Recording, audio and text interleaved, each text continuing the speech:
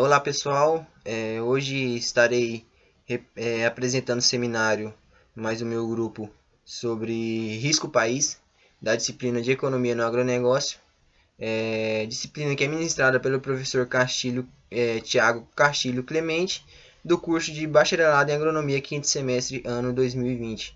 O nosso grupo é representado por mim, né, Alisson Geraldo Alves Ferreira, José Lucas Fernandes Siqueira, Leilton Alves Souza e Stênio Ferreira Martins.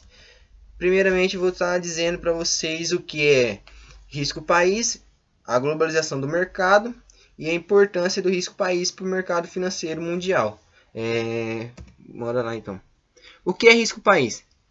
É um indicador que busca efetivar os riscos de investimentos estrangeiros que investidores estrangeiros estão submetidos quando investem em um país. Ou seja, esse risco é um indicador, um índice que tenta mensurar a probabilidade de um país honrar com o pagamento dos seus títulos emitidos, né? O que são esses títulos emitidos? Esses títulos são títulos públicos, são papéis emitidos pelo Tesouro Nacional que representam uma forma de financiar a dívida pública e permitem que os investidores emprestem dinheiro para o governo recebendo em troca determinadas rentabilidades, né?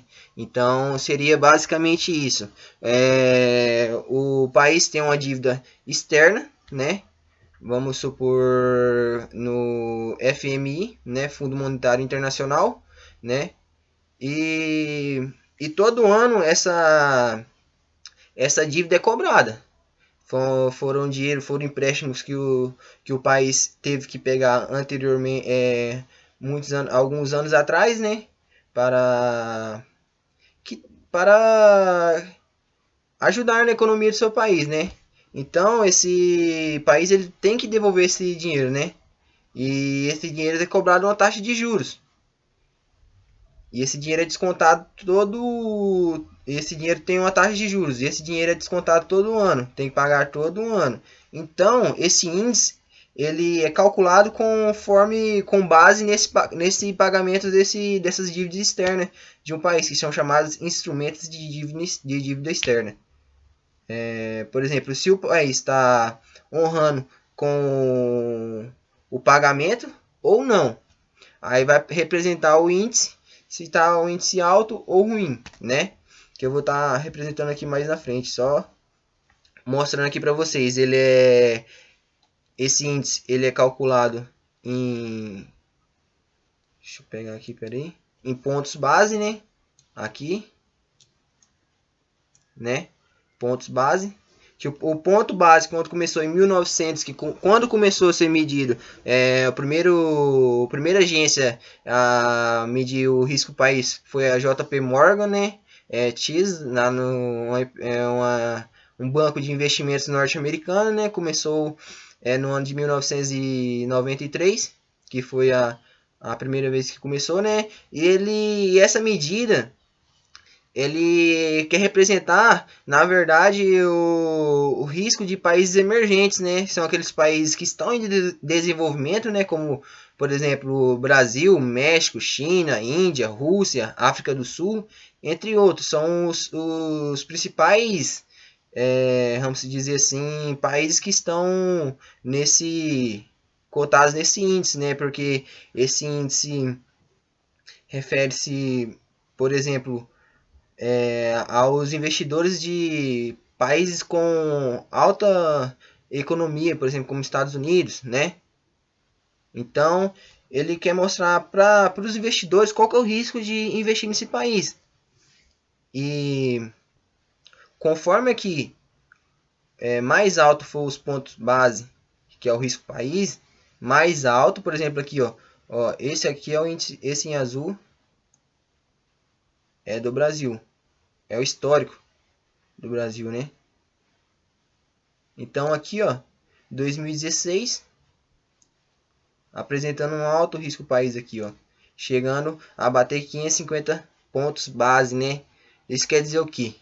O que isso quer dizer? 550 pontos base.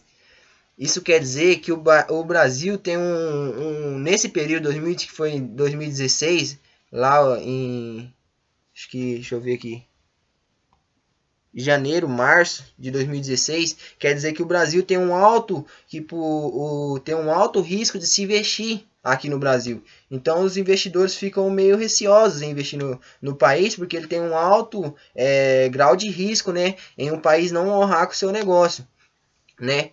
E como eu estava também explicando a globalização do mercado, né? Como que um país, que é como um país interfere na relação financeira de outro país, né?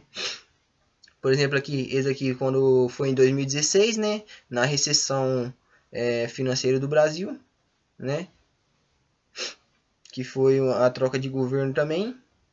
Então ocorreu uma estabilidade econômica no Brasil, né?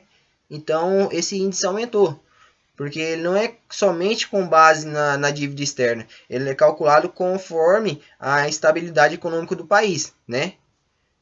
Voltando aqui anteriormente, eu estou mostrando aqui o mapa de avaliação de risco país, né, do quarto trimestre de 2019, apresentando aqui o nível de risco aqui, ó, começando de muito baixo, né, até chegando aqui muito alto e extremo, né, muito alto e extremo. Vamos apresentar aqui, por exemplo, países com baixo risco país são, por exemplo, Estados Unidos, Canadá, Austrália, Espanha, França, Alemanha, e os países com alto é, alto risco de alto risco país são, por exemplo, aqui Venezuela, Líbia, Sudão, né? E alguns outros países aqui do Oriente Médio, né? E aqui está apresentado pelo Brasil aqui como razoavelmente alto, né? O Brasil está cotado foi cotado no quarto trimestre de 2019 com razoavelmente alto.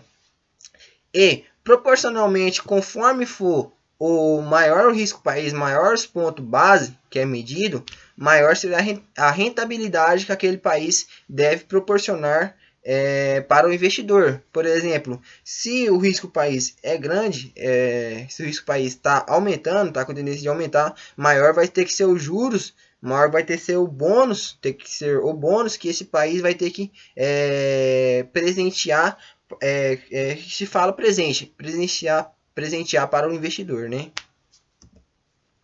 E globalização de mercado. Como assim globalização de mercado? O que isso tem a ver com o risco país, né? Primeiramente, a globalização de mercado são todos os negócios ocorrentes no mundo, né? São tudo que acontece no mercado financeiro mundial, né? E isso, por que fala-se globalização de mercado?